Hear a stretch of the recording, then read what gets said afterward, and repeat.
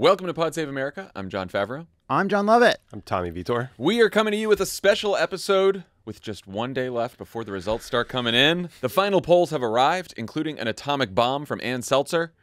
And this race is either headed towards the closest finish we've seen in our lifetimes, or a landslide, or a million different outcomes in between, none of which should really surprise us because of the last decade in politics. We're going to get into all that a bit later on, but first, the three of us, Dan, Vote Save America's own Nina Harris, were out canvassing in Arizona and Nevada over the weekend. You guys want to talk about what stuck with you out of all of our door knocks and canvass kickoffs? Absolutely. I mean, the best part is meeting all the folks who were there from Vote Save America. There were people who lived in Nevada or Arizona and just came over to do a shift. There were people that traveled from out of state. I talked to a guy who had come to a Pod Save America live show in Las Vegas in 2018 with his daughter, who was in high school at the time. She asked a question, later got so interested in politics that she worked for, interned for Jackie Rosen, now is getting an advanced degree out here in California. And those are just, the best part of doing the show is meeting people like that who are, taking action and getting off the roller coaster that last weekend and knock some doors. Yeah, so first of all, one thing that was two hopeful signs. One is we'd have to walk a bunch of doors before getting to the next door that we would knock, in part because we've hit a lot of these doors. Mm-hmm. And a lot of these people have either said, please do not knock on my door again. I already voted, or I'm planning to vote. But we were on to these last few doors, and there's one person that answered the door while I was knocking on doors with Nina, and she was like, no, I'm going to vote sometime next week. Whoa. You have to vote on Tuesday now. And she didn't know how to vote. She didn't know where to vote. We got her that information. And there were other people. I know you guys knocked on a door of somebody who was truly undecided. Yeah, she was a 73-year-old Asian-American woman in East Las Vegas. And we knocked on her door, and there was a very large barking dog, and so that was barking while she was trying to talk to us, and it was sort of broke. We're trying to understand her, and she basically was like, she's like, well, President Trump, and we're like, no Trump, and she's like, and we held up our lit, and it said Kamala Harris, and we're like, Kamala Harris. He goes, did she let in all of the migrants? And we're like, no. Yes, but it's good. No. And we were like, look, if she becomes president, here's what she's going to do on the border, and she's already done this, and it's going to close, and people who are here and working have a path to citizenship, and then Tommy's in the background. Tommy goes, and she's going to lower your taxes. And then Nina and I are like, and your prescription drugs, and also your health care, stuff like that. And she starts looking at us, and she goes, yeah. Okay, I'm voting Kamala. She goes, could be it. And then Nina's like, really? She's like, I promise Kamala. And we're like, yeah. Shout out to Nina, who is absolutely fearless about talking to everyone. Like the Trumpiest person we walk by, the dude next to her on the plane that she then had to sit next to for an hour when he turned out to be a Trump fan. Every waitress we got one. We got two waitresses. We lost the hostess. That's right. We lost that. Yeah, we lost the hostess. We got the waiter. Which is tough. I didn't get any of my dealers. I will say, and crap steal, blackjack, not drugs. Don't look at me like that. Both. Right? Both. I will say the people, even the people who were voting for Harris, especially in Vegas, were like really enthusiastic. Yeah. They were like, yes, of course, Kamala. There was a lot of course. Arizona, we kept saying that the vibes felt better in Vegas than they did in Phoenix. Part of that, though, when we talked to a lot of the folks who have been on the ground in Arizona, I don't know if it's necessarily the vibes aren't as good because we're losing it's really tense in Arizona. Like the people are afraid to put Kamala Harris signs up, and there's a lot more Trump signs this time, and there's like people talking about threats and harassment and stuff, and it was it really gives you a window into like what it's like being on the ground in a highly contested swing state. Yeah, the other point to note is that we didn't see any Trump or Republican canvassers out on any of the. We were in we have knocked on doors in college towns. We have knocked on doors in Madison, Wisconsin, and that's a breeze. Yeah, that's when you get people who aren't on your list and they're walking their dogs and they're like, "Oh, friend of the pod." Yeah, you open the door. It's a call Congress sweatshirt. Like, right. I think we got this person in the bag. A Stop Project 2025 button. But these were the really closely divided and like last kind of persuadable areas, and so you do feel that tension. How about the guy in Henderson we were in a suburb of Vegas, Henderson, and it was like a pretty divided neighborhood, Trump and Harris. And one guy opens the door, and we were actually like looking for his wife, and he's like, she's voted, and we're sort of nervous. We're like, well, what about you? Are you voting for Harris? He's like, yeah. And they're like, what about your neighborhood? He's like, it's a tough neighborhood. He's like, half of us are voting for Kamala, and the other half are treasonous assholes. We're like, okay, we got him. We got him. Joe Biden's message worked on him. That was the other thing too. It's like there were so many people turning out to knock on doors. We like in all these places there was like more people than we expected to see. And you go look on some of these Republican candidates, and they're putting up their pictures of their Kimpus kicks off, and they don't have the bodies. Yeah, they don't have the people. I will say, just in case you're thinking like, oh well, door knocking is about like reminding voters, or there's some people who still aren't super tuned in. Remember the guy who is like late 20s, he's washing his car in Henderson. We go by, we start talking to him, he's got his headphones on. We're like, who you gonna vote? Who are you gonna vote for? And he's like, probably Kamala. Yeah. Lovett's like, probably? What else can I say to you? What else can I say? Do you want to talk about politics here on a Sunday morning? He's like, please go away. And I also just like found myself too, like there was somebody that answered the door, and he was not on the list, but I think his two members of his family were on the list, and he was like, I don't vote and I'm not registered to vote, and he's already passed the deadlines. We're like, well, we'll get you next time. And I just found like, you realize like at the end here, like you just want to go to something so simple. I was like, Kamala's for lowering costs, Trump's for a national sales tax. Tell your family, tell your friends, tell everybody. Yeah. You also realize just how divorced the kind of cable news, Twitter conversation about politics is. I mean, we're in a very working class neighborhood, and I guarantee you those people are not up to speed on whether Liz Cheney should be out on the trail, or how many interviews Kamala Harris had done, or call her daddy versus Joe Rogan. Like the squirrel assassination. We were so busy. I kind of have missed that. Me too. Like, I don't want to. Anyway, but yeah, it was like a lot of people living in some tough, economic circumstances, and a reminder of who we as Democrats are supposed to be helping. We want the government to help, and some motivation. And then on the flip side, all of you, all the volunteers, are so consuming all of the information. We got off the plane last night. Tommy and I are walking to the car, and this one's like, I mean, I didn't even know who the hell Ann Selzer was. I've been telling all my friends now about I'm telling Ann all my Selzer. friends about the Seltzer poll. Hopefully a lot of you guys were out there on the doors too, making calls to your friends in the battlegrounds. You know who else was making calls to his friends? Who? This guy. Hello. Aaron, Tim here. What's up, man? How are you? Hey, I'm good. Anything going? What's up? Yeah, not much going on right now. Just 2 days to the election. So, hey, Yeah, nothing big. hey, I'm calling. We got an operation going where we're getting folks that are pushing to make sure their friends have voted and got somebody else to vote. You guys done already voting? Yes, we have. All right. You bet. You take anybody else to poll? Well, I made sure Wolfie voted. That's good work right there, man. We're gonna win this thing, Aaron, and I'm grateful for that support. If you get anybody else to the polls, I know you got all the kids to vote and everything, but call somebody else, get them. We're making a chain of this stuff. Pod Save America listeners, hey, I just made my call to friends, to my 3 friends. Get out there, make the difference on this thing. We got 2 days. Let's win this thing. All right, Tim Come Walz. on, Tim. You know what, guys? If Tim Walz can do it, who is doing 1 million rallies a day, can find the time to call his friends, you can find the time today and tomorrow morning, whenever, right up until polls close, to call your friends in swing states and get them to vote. 3 friends. Also, according to our folks over at Vote Save America, the Vote Save America volunteers have made nearly 12 million voter contact attempts, including 215,000 door knocks and nearly 5 million calls made. So people have been putting in the work. So thank you, everyone. So proud of you guys that did that. You should be proud of yourselves, too. All right, let's talk about the candidates' final weekend. Kamala Harris clearly believes every swing state is still in play because she was everywhere from Georgia and North Carolina to Michigan over the weekend. Today alone, the campaign has a series of rallies and concerts in Atlanta, Detroit, Las Vegas, Milwaukee, Phoenix, Raleigh, Pittsburgh, and one final event in Philadelphia that will feature Lady Gaga, The Roots, Oprah, Ricky Martin, and Fat Joe, which is always how you end a campaign. What a coalition. What a coalition. Get Liz Cheney up there. Joe's looks Maybe like George W. Bush is a surprise guest. George W. Bush and Taylor Swift walk out. Joe looks like he lost a few. You know? No, He's looking like a healthy Joe. I haven't seen him. I just want to give him some credit. The big celeb cameo came this weekend from Kamala herself, who made a surprise appearance on Saturday Night Live. Let's listen.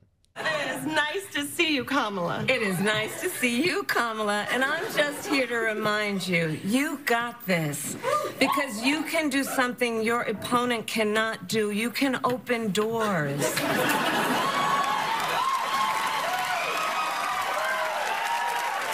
I see what you did there, like to a garbage truck, right? Now, Kamala, take my Pamela. The American people want to stop the chaos. And end the dramala. With a cool new stepmamala. Kick back in our pajamas and watch a Kamala. Like Legally Blondula. Because what do we always say? Keep Kamala and carry on-a-la. What do you guys think about SNL? Just really funny. It was good. It was well done. I mean, I'm really going to miss Dana Carvey as Joe Biden. That is just hilarious. I every didn't get to time. watch the entire skit until last night when we got home. Once again, he just nailed. It's also Joe Biden. pretty intense that they did that Joe Biden bit in front of Kamala Harris, who's sitting there in that chair, which was great. Yeah, it was good. I mean, I appreciated that it was like pretty on message. Very on message. It was. I know that Trump wants to shut down NBC and put Lorne Michaels in prison for some sort of law breaking related to this, but it was a pretty good in-kind contribution. I'll take it. Well, do you see they gave Trump? They gave him NASCAR. They gave Trump the same amount of time during a NASCAR event, a NASCAR race yesterday. Yeah, it was definitely a high information skit. You had to know about Trump's stupid garbage truck driving press conference stunt, which, by the way, Politico found some Puerto Rican voters in Pennsylvania who saw that and actually thought it was a continuation of the Kill Tony joke that kicked this whole off, calling Puerto Rico an island of garbage. So brilliant plan there. I think the SNL's not changing any minds, but I do think it projects like confidence and optimism, like in the final weekend, and like she can hang. And I got a text from a friend who he was always going to vote for Kamala, but there was like a month ago, I was really trying to convince him that like she's good, she's a great candidate, she's gonna win, and he was like really down on it. And he texted me after that. He was like, "Oh, she's gonna win now. She's gonna win." That was amazing. I'm like, okay, well, let's not go too crazy, but I think it did give some people who were probably already on her side like, all right, let's do this. Yeah, I mean, it's look, fun. the message of like, we want to move on from this kind of politics, and we want to just go back to watching rom-coms and not thinking about it so much. I think it appeals to a certain SNL watching who will person. be disappointed even if we win. Right. But I thought it was good. I saw, I think SNL is primarily consumed on YouTube these days, and 9.3 million people had watched the opening skit. So it's pretty good. Yeah. Harris pretty much stuck to the closing argument she delivered in D.C. over the weekend. The campaign also released two final 2-minute ads. One that shows Harris talking to people she's met on the campaign trail, promising to be a president for all Americans, touting her economic plans. They also have like big giant block letters on the screen, take on price gouging, bring down the cost of groceries, bring down the cost of prescriptions. If that was the prose version of the final ad, there was a more poetry version that just came out right before we recorded that's sort of more sweeping. It's got the movie narrator voice. It's doing freedom, hits Trump and Elon Musk, ties Trump to billionaires and politicians doing the same old shit. I like that one too. Any thoughts on her overall final pitch in these last days, either with the ads or on the stump? Honestly, my overall reaction is that it's like there's nothing particularly new in the video, and it's a testament to how just exquisitely on message this campaign has been from the moment she became the candidate until these final days. They are trying to hammer these key points that they think will bring along the last few undecided on things like costs, on common sense solutions, something that she said in her speech, and that is in both of these ads. Clearly must be something that tests very well amongst a narrow sliver of voters they're trying to get to. And I like the ad. I'm a sucker for this morning we rise kind of an ad. Works on me every time. That'll never change for me. But overall, it is just a reminder that like we're going to talk about what we know, like what we've learned over the course of this campaign, and we have learned a lot. But I do think one thing we are going to find out on Wednesday is about the value of an incredibly effective campaign, and a campaign that is on message, trying to reach people. And yeah, I will say at her rally on Sunday night, she didn't mention Trump's name once. It was the first time. And in the first ad, doesn't really mention Trump. Trump's barely mentioned in that second ad, the Freedom ad. And I think that as I've been like listening to her message, the ads at the end of the week, Tommy and I had this, like friendly debate on the last pod about the fascism and the economic stuff. The truth is they did it all. At the end of the day, they realized that you have to raise the stakes of the election. You have to remind people what they don't like about Trump. You have to introduce her. You have to make sure that she's defined in a way that she's acceptable to people. And then you also have to talk about her plans for those, I think they did it all. They definitely did it all. I mean, I think the challenge in politics is measuring inputs versus outputs. And you can obviously put all of that in the speech. The question is what gets to people. And it is kind of funny that there's two final 2-minute ads. Like usually you have one because you're making some choices. It's a campaign that has $1 billion. Right. There's got so much money. But I think they're great. Like I love the clips of her talking with voters where she seems like a human being connecting with them. I like the policy stuff at the top. I hate the narrator voice stuff, but whatever. That's fine. Like, not us. Difference No, of I opinion. love it. Who knows what voter is going to see this ad that hasn't already seen a trillion ads? We don't know.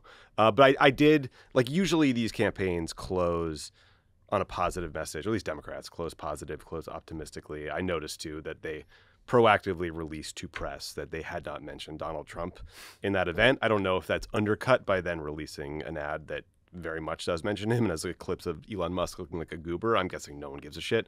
But I like her, telling us that there is a different brand of politics that we can achieve on Tuesday. I also think it's the decision to do everything everywhere all at once is very reflective of the information environment we're in now and how there's just huge segments of voters that they need to reach that aren't getting their news from the same place, that aren't watching the same media. And so it's all right, little cost for this group of voters, little freedom and abortion for this group of voters, right? They kind of have to do it all. And for us, it seems, because we are junkies who pay attention to this all the time, it seems like it's all over the place. But if you're one of these voters we talked to over the weekend and you just happen to turn on the TV or look on YouTube or wherever you get your news from, hopefully you see the right message. Yeah, you feel that you just feel this ad just like a pen an inch above the paper, and they're just trying to fucking drag the pen just down, just get the fucking thing on get on the fucking thing. I don't quite know what. That It's a metaphor, I think. It's just that this feels to me like ads aimed at people who are either truly the ads trying to get them to vote? The people that are leaning towards Kamala, that are open to Donald Trump, and they're just trying to get people to just that last little gap of am I really going to vote for this person? It's what you were just saying about on the doors. The best thing about talking to undecided voters is you don't have much time, and you really do have to boil it down to just what's the thing you're going to say to them if you have 5 seconds? Yeah. Right. And on the Republican side, it is they're closing on a dead squirrel somewhere for some reason. I mean, look, and I will say we're about to talk about Donald Trump. Their ads are closing on the message, probably the right message, at least if you're the Republicans and want to win. Trump, on the other hand, he's taken a different approach to his final days on the trail, where he has openly fantasized about people shooting Liz Cheney and journalists, said he regrets ever leaving the White House after his failed coup, promised to put an anti-vax conspiracy theorist in charge of public health, mused that it should be illegal to release polls that show he's losing, called Democrats demonic, and deep-throated a microphone. Let's listen. To get me, somebody would have to shoot through the fake news. And I don't mind that so much, because I don't mind. This is a group of people, a large group of people, larger than people think, but it's a very demonic party. It said we had the safest border in the history of our country the day that I left. I shouldn't have left. Isn't this better than my speech? I love being off these stupid teleprompters because the truth comes out. Isn't this better than my speech sounded like? if I didn't know that he didn't drink, I would think he was a little he hates his prepared remarks. So Politico's headline about Trump's final weekend is Trump returns to his grievances for his closing argument. The Washington Post went with GOP's closing election message on health baffles strategists, worries experts. And the New York Times story out of the Pennsylvania event called Trump, quote, sluggish and aggrieved. That was in the headline. And the piece pointed out that Susie Wiles, who's running the Trump campaign, appeared to be giving Trump the wrap it up sign at some point during the remarks, I bet. What do you guys think is going on with Trump in these final days? And would anyone like to argue that any of it is strategic? No chance. I mean, I walked by the TV this morning and I heard him repeatedly mention Al Sharpton. And I was like, what? What happened here? Did Al Sharpton endorse Donald Trump? No, he was telling a long, whiny story about Van Jones being mean to him in, I believe, 2017. That's where we're at. It's just like a grievance fest. And I think we don't know if he's going to win or lose, but there's just no question if he loses that part of it is because of this since, what is it, October 27th? Was the Madison Square Garden hate fest, which was so terrible that even Megyn Kelly, like a dyed-in-the-wool MAGA person now, was complaining about it. Then he's talking about shooting reporters. I mean, the Bulwark just had a piece out where Trump came off stage after the event where he suggested that reporters might get shot, and he knew he had screwed up. He knows that relitigating 2020 is bad. So he seems just like an exhausted old man who is, at the end of a process that would be brutal for someone half his age. And I think he also takes cues from the audience and he wants to entertain them. And he doesn't think his speech is entertaining. He starts with "Are you better off than you were 4 years ago?" And then he's bored of that. And by the end, he's doing the weave for 96 minutes. And we're talking about, squirrels or something. Yeah. I mean, he jokes about, it's worth hearing the amount of kind of a performative laughter from the crowd when he jokes about reporters getting murdered. We went through a news cycle of actually there's an explanation for his weird violent fantasy about murdering Liz Cheney, right? The Chicken Hawk. Yeah, the SNL. Was he trying to call the journalists chicken hawks too? Yeah, right. Yeah. The SNL part that people aren't talking about is the part where the Trump impression, and actually really kind of captures something about Trump in the home stretch here, which is like, I don't want to keep doing this. I don't want to be up here anymore. There is I don't want to be with you people. Donald Trump still wishes he were running against Joe Biden. You can see in how he is right now that he is fundamentally pissed off because if Joe Biden were the candidate, he thinks he'd be walking away with this thing. Mm-hmm. And now he's fighting it to a draw. I am sure he is seeing the actual internal polling from the Trump campaign showing how fucking close it is. It's infuriating to him. And there's he's angry. He's angry and he's tired. And when he's tired, he can't help but be himself. And it's counterproductive. I've heard some people surmise that maybe all this RFK Jr. shit that's going on, where he's letting RFK Jr. out saying he's going to run public health, and Trump saying I'm going to put him in charge of women's health, and Trump's appearing with him in Michigan and all this kind of stuff, has to do with maybe they're trying to get some RFK Jr. curious voters on board with Trump, especially places where RFK Jr. couldn't take himself off the ballot, like Michigan, like Wisconsin.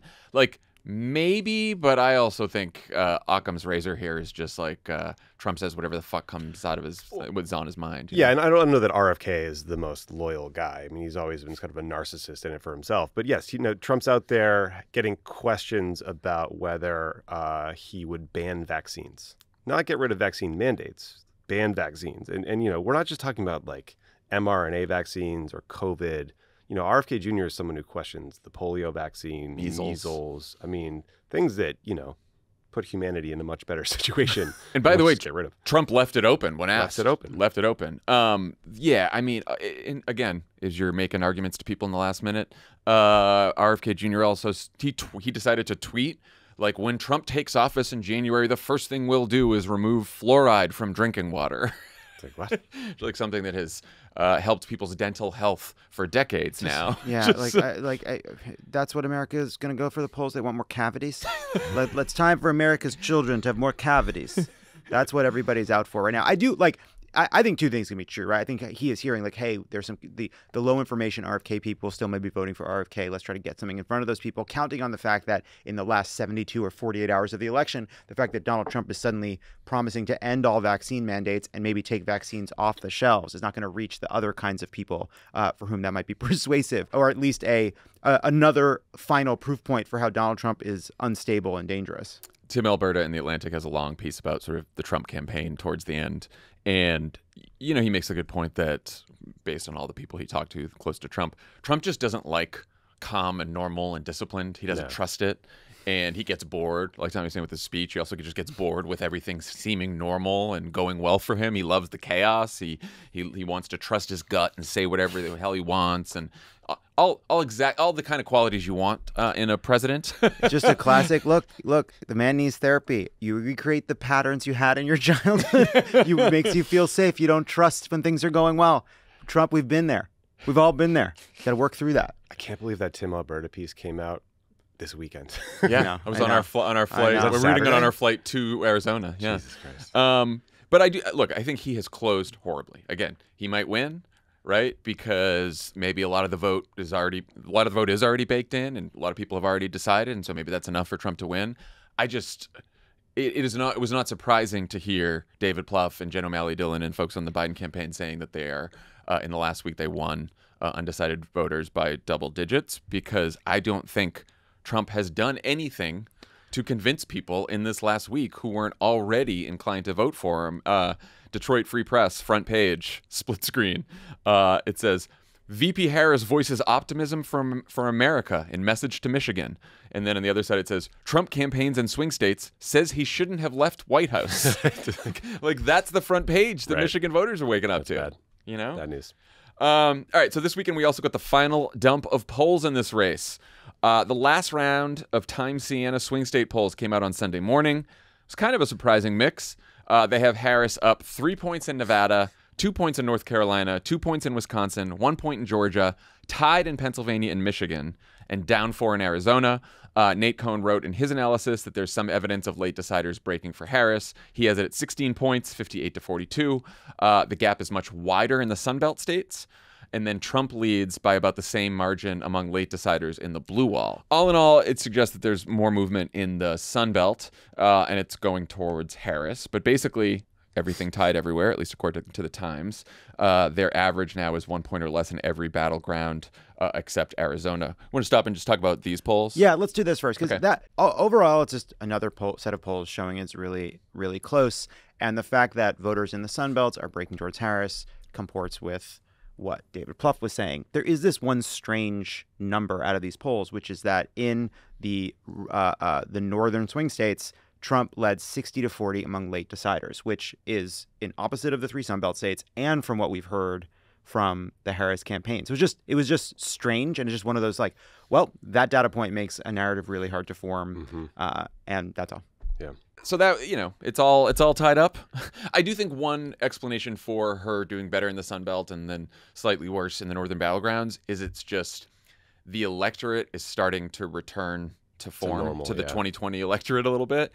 And, you saw this, YouGov had done a series of polls of black voters, and Trump's share of the black vote has basically stayed the same over the last several months, but Harris's has grown in their final wave of polls. And so you're starting to see in high quality polls that sort of focus on an entire demographic so that you don't get these crosstab small samples.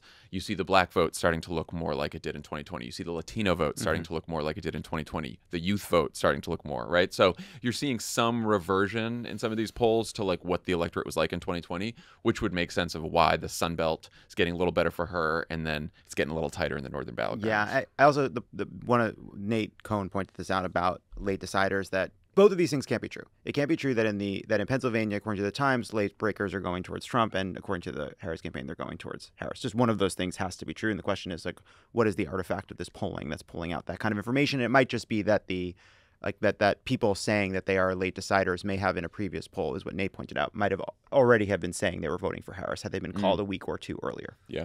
There's generally just a mixed bag. I mean, we want her to win in the Midwestern states first and foremost, because that seems to be the most likely path. But there was a surprisingly strong result out of Nevada that we hadn't seen in a while, which seemed to cut against the doom and gloom we'd seen from John Ralston about the early vote. So again, we're just emotional basket cases. That's right. Well, the poll heard around the world, There we go. dropped on Saturday night as the legendary Ann Selzer of the Des Moines Register came down from the mountaintop with a tablet that showed Kamala Harris leading Donald Trump 47-44 in the state of Iowa, a state that Donald Trump won by 8 points in 2020, and where Seltzer's June poll of this year had Trump leading Joe Biden by 18 points. In 2020, Seltzer's final poll showing Trump up by 7 was the first and only sign that the polls were underestimating Trump, like they did in 2016 when Seltzer's final poll showed him with a 7-point lead over Hillary Clinton. He ended up winning the state by 9 that year. That was a a terrifying moment for all of us in 2016 when we're like, oh, maybe this is not going to go the way we think. Yeah, I remember Now where let's I all was. ignore that. Yeah. According to the poll, the shocking result this time around is based on a surge towards Harris among older and independent women. Trump, of course, called it a fake poll done by a Trump hater in a call with an NBC reporter. He had previously called it a really great poll, of course. The Harris campaign said on a briefing call, quote, "We are seeing that we're closing strong. I would not read into it any more than that." Point taken, but let's do it anyway. Tommy, how should people be thinking about this poll? I mean, I think it's a shocking outlier, but one from someone who's considered one of the best pollsters in the business, if not the best. I personally cannot overstate how large Ann Selzer loomed in my life because she basically called the Iowa caucuses in 2008, or at least, she had Obama winning by basically the margin that he ultimately won by. So, you explained how Selzer got this result, which was older voters, independent women breaking for Kamala Harris. Oddly, she has Harris winning senior men over 65 by 2 points, which is just kind of like hard to fathom. Selzer says she doesn't know exactly why this is happening. She thinks it's because of Iowa's extremely draconian 6-week abortion ban and the impact that is having. The one thing that's just worth knowing is Seltzer's methodology is different from a lot of other pollsters because she basically just draws her sample by randomly calling Iowa phone numbers, landlines and cell phones. They contacted 1,000 adults to get 808 Iowans. They waited a little bit, but they're not doing all the kind of monkey business that a lot of other pollsters are doing, where they are basically asking respondents who they voted for in 2020 and weighting their sample that way so it looks like that electorate. So, it's a gutsy poll to release because she knew, she says in an interview with Tim Miller she did yesterday, one day my methodology won't work and I'll explode and like spread into little pieces over Des Moines or something very funny like that. Funny. But we'll see. Yeah, I mean, like my takeaway from the poll. So first of all, there's another poll out of Kansas that showed Trump only winning by 5. And I bring it up only because these are polls that can't hurt because no one else is polling these states. And those polls could actually end up becoming outliers. And it turns out that the polls showing a tie or Trump ahead are correct. And we'll say, oh, these were outliers because maybe those voters were, because of how she samples or because of the politics of those places, slightly different. But all in all, it tells me, like, Nate Cohen wrote up about these Times Siena polls that basically if there's a polling error like 2020, it could turn out that Donald Trump could run the table. If there's a polling error like 2022, could turn out that Harris runs the table. And I think the truth is we just don't know because, as Tommy pointed out, a lot of these polls are being weighted towards the 2020 sample, which is just a way to kind of basically have them all herd towards a result that kind of looks like 2020 with certain assumptions about how the electorate has changed baked in. But that's not really a poll, right? That's something else. That's a model, or that's it's in it. And like we will find out. Selzer said this to Tim, but her weighting, that she's defending her weighting, right, which is not weighted towards recalled vote or party ID or registration, but it is by demographic. And so she's getting enough of each kind of voter in Iowa and by region, right? So she's trying to avoid the release congressional district breakdowns. Yeah, just getting a bunch of excited libs, but who knows? I think there's just a signal in the poll. I think that's the best you can say, right? Which is that that Harris is holding up surprisingly well, maybe among older voters. Now, of course, the poll said that Biden was doing really well with seniors, and then he did typical performance with seniors. He did a little bit better than Hillary had, but and it's showing that women, older women, independent women, are really, really motivated to go vote, and that could have implications for Wisconsin. That traditionally that has been what Seltzer's poll has told people, and this was the case in 16 and 20, like, oh, well, if Trump's doing that well in Iowa, then maybe Joe Biden or maybe Hillary Clinton aren't doing as well as we think, according to the polls in Wisconsin, which ended up being true those years. But look, she could be wrong, of course. Her last big miss on the presidential level was in 2004, but even then she had Kerry up by 3. Bush ended up winning by 0.7. So that wasn't so like It's tight. this is what she has in this result is an 11-point swing from the 2020 results.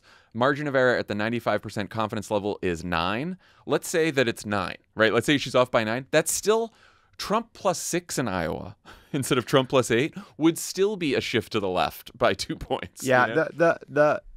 the takeaway for me, like stepping all the way back, is okay. Well, it seems like Ann is suggesting there's an error in the polls that looks a bit more like 2022. That there is this pro-choice, anti-Dobbs vote, and then the question becomes, okay, Iowa's a place with a draconian abortion law. Wisconsin's a state that just elected a Supreme Court judge to stop them from having a draconian ancient abortion law in place, but it's a state where that was very much a fear. You have Michigan, where Gretchen Whitmer campaigned on protecting abortion access. You have Pennsylvania, where you have a Democratic governor that has been able to protect abortion access. The question is, what does that anti-Dobbs, pro-abortion coalition look like in states where abortion isn't as much under threat, or in a state like Arizona where they have a ballot measure, or a state like Nevada where they have a ballot measure? And I guess that to me is the open question. For what it's worth, Tim asked Ann Selzer about what this result could mean for Wisconsin. He's like, because there's a lot of white people in both places and they eat at Culver's. And she cautioned against that kind of analysis. I mean, Iowa... She just said she can't. She's like, I'm not qualified to know because I don't poll Wisconsin.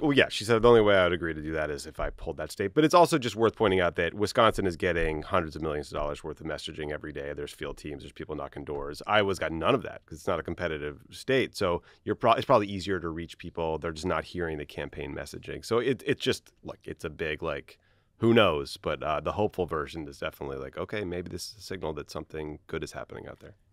Another high-quality, highly rated pollster, Marist, just came out with their final national poll, 51-47 Harris.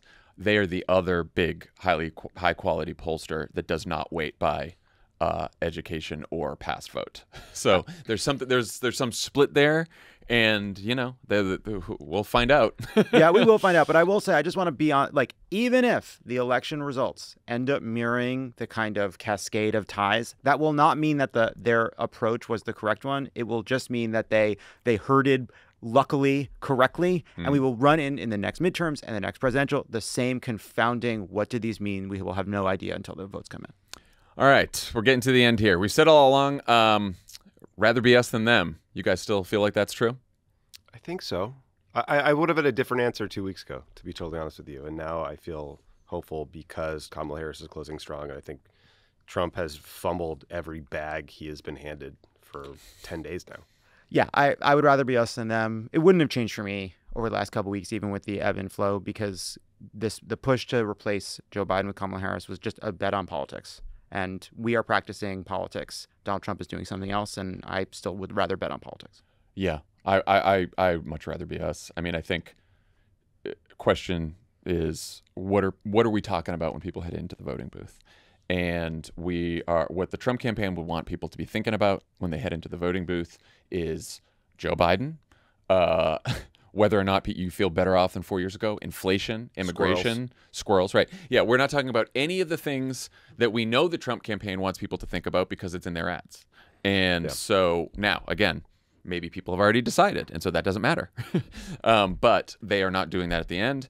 And Trump's just saying crazy shit. He's being off his rocker. He is anyone who's just tuning in, right, which are people who are not, by definition, huge Trump fans or huge Kamala fans. Anyone who's just tuning into this whole thing, think of what they have seen in the last week from Donald Trump. And because there's people like, well, sometimes that works with people. Yeah, that works with his base, but not people who are just hearing it. So, and I think fundamentally, if you're just zooming out, like her coalition is relying on more reliable voters than his, right? And now his base is certainly reliable. The turnout in the rural areas already, early vote is like through the roof. But he's betting on low propensity men to save the day for him. And it could pay off, but it's a riskier bet. Plump's army of incels, yeah. I just think about like, for me, like the last week and a half has truly to me been about Trump on Joe Rogan versus Michelle Obama. And I just think like, Michelle Obama made a case not just to people who were going to vote for Harris, but for the people around those people, right? Like for them to go to their husbands, to go to their brothers and their sisters and to say, please come with me. Donald Trump has not given a message to his MAGA base or on that show that says, I know you're with me. Here's how to go get some other people. He just has not done that. Yeah. All right. Before we sign off for the last time, before results come in, while we're all in agonizing suspense, we thought it'd be a good time to talk about what we've learned from this race and any takes we feel confident about regardless of what happens on Tuesday. I'll run through a couple quick. I mean, polling is broken. I hit that one. Candidates matter. Switching from Biden to Kamala is why we have a chance. She has been an extraordinary candidate. She took on the mantle, and she deserves so much praise for that no matter what happens. And I am sure there will be plenty of recriminations if we were to lose. And I just want to be on record saying that because I would like to not be a part of that. There will be not a perfect campaign, but if it required a perfect campaign to defeat this fucking moron, then America's got bigger fish to fry. Campaigns matter. She ran a great campaign. The bigger points to me are the full takeover of the Republican Party by Trump is complete. And I don't know what comes next for Republicans if Donald Trump loses, but we cannot forget what these people fucking did. Every single one who capitulated, every single one who sold their souls for him, they're not walking away from that. We will remember. The last piece, too, is because because Kamala became the candidate late because of a lot of headwinds around people being frustrated by the cost of living, an anti-incumbency trend that is global. It may not manifest in this election, but there's not just an anti-Trump coalition out there. There is a pro-freedom, pro-democracy, economically populist coalition out there that we can assemble. We see that with Dan Osborne and the success he's had. We see that with ballot measures across the country. That movement, that majority is there for us, win or lose.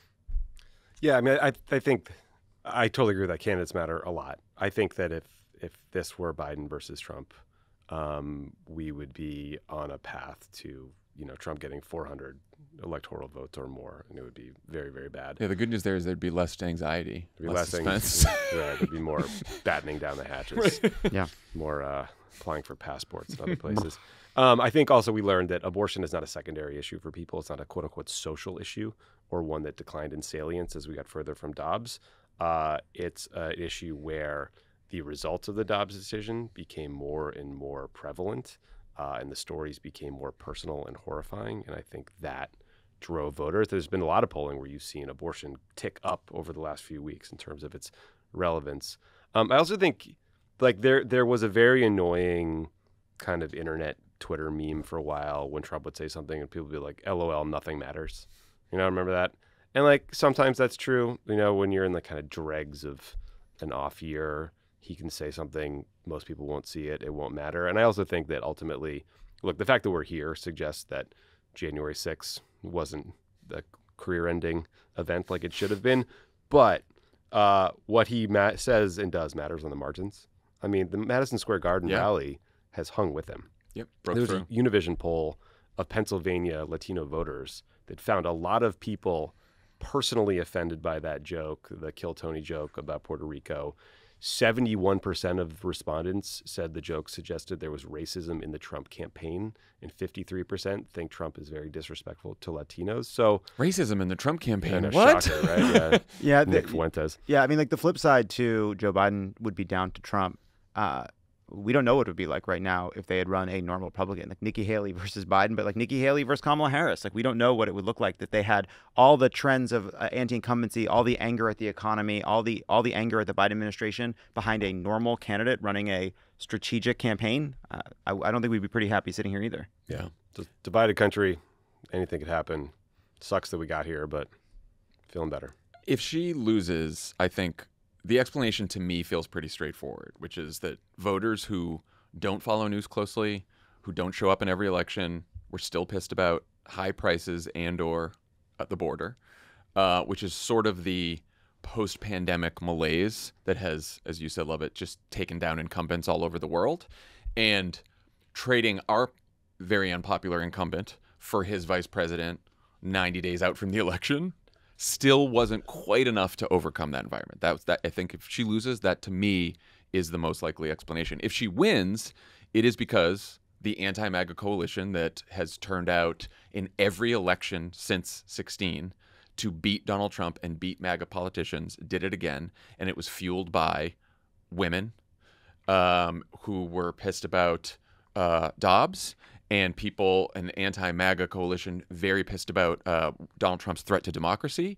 And what Kamala Harris did, which would be an incredible, like, history-making achievement, is in 90 days, she reminded people of what's at stake and also defined herself in a way where she neutralized Donald Trump's advantage on the economy and on immigration just enough to make sure that that anti-MAGA coalition could propel her to the White House.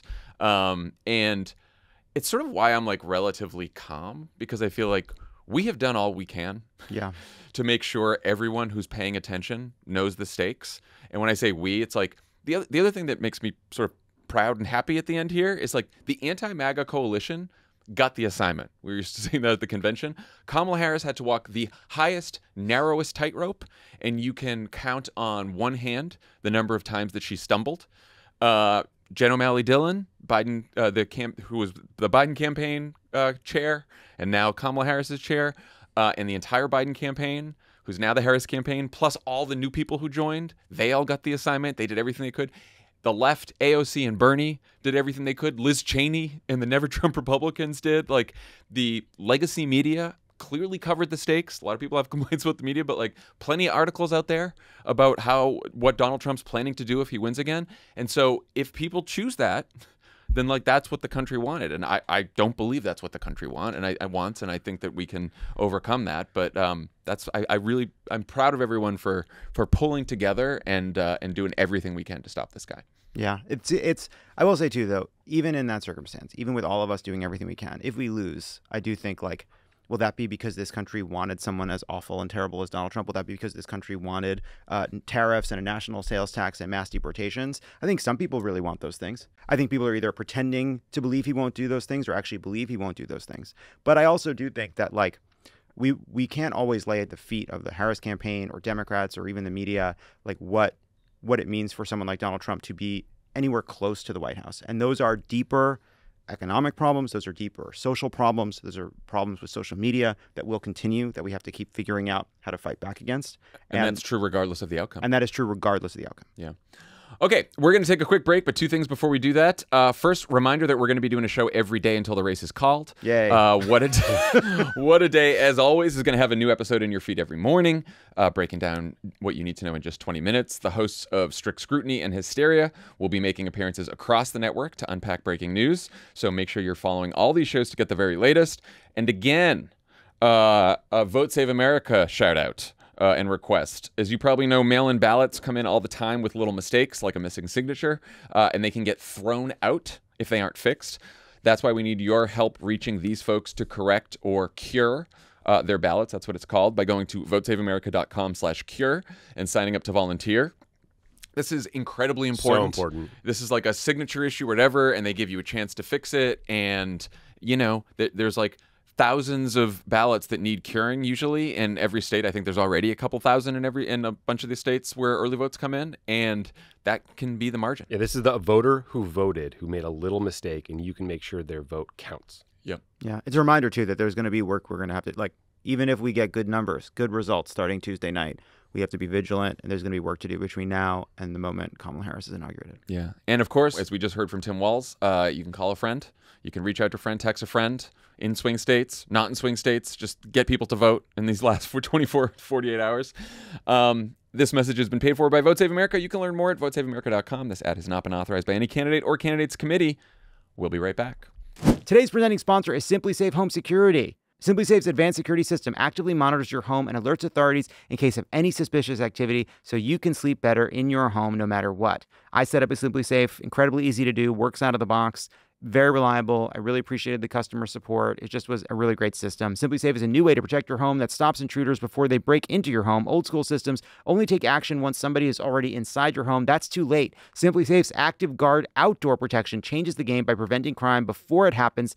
Agents can respond to someone outside in real time, talk to them directly, set off your spotlights, and even call the police before they've had a chance to break in. Plus, there's no long-term contracts, no cancellation fees, and it's around $1 per day for all this protection. SimpliSafe is offering our listeners exclusive early access to their Black Friday sale. This week only, you can get 60% off any new system with a select professional monitoring plan. This is their best offer of the year. Head to simplysafe.com/crooked. That's simplysafe.com/crooked. There's no safe like Simply Safe. Pod Save America is brought to you by Rocket Money. Can you name every single subscription you have? Probably not. Nope. Did you know that over 74% of people have subscriptions they've forgotten about? With Rocket Money, you don't have to remember every subscription or worry about forgetting any because you can see them all laid out in the same place. Like, for example, people might have seen that a billionaire squashed an endorsement and decided that in the last 8 days before an election, the most important way they could contribute would be to cancel their subscription to a journalistic institution that would punish the reporters that had nothing to do with that decision. Not me. Not me. But there are subscriptions you maybe should cancel.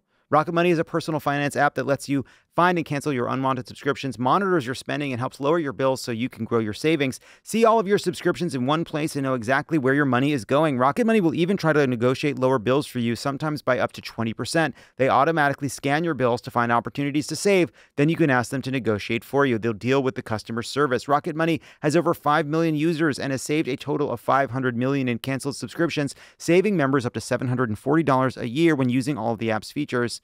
We're fans of Rocket Money here. Love it. Used it myself. And it works. So stop wasting money on things you don't use. Cancel your unwanted subscriptions by going to rocketmoney.com/crooked. That's rocketmoney.com/crooked. rocketmoney.com/crooked. That's our show for today. Tomorrow is election day. If you can get away from work to help get people to the polls, do that. We're going to record the show as late as we can tomorrow night to get the fullest picture we can. Dan will be here too, the whole gang. We will release that show as soon as possible. And as we mentioned, we'll have a show every day until there's an official call. Stick with us. Hang in there, everybody. Go get every last vote and, feel good. Side. You should feel good. Yeah, feel good, everybody. Feel good, but also nervous.